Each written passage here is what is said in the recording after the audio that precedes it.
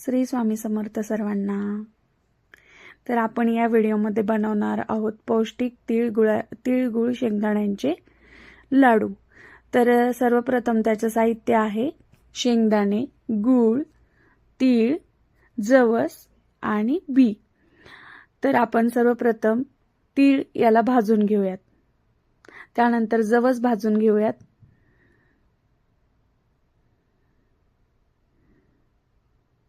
अशा प्रकारे बी भाजून घेऊयात, मगच बी।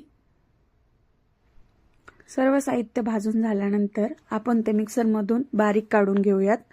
त्यानंतर सर्व साहित्य एकत्रित करून त्याच्यामध्ये गूळ टाकून आपण त्याचे आपल्या आवडीनुसार लाडू बनवून घेऊयात। अशा प्रकारे तयार आहेत आपले लाडू। लाईक करा, शेअर करा, सबस्क्राईब करा। थँक्यू।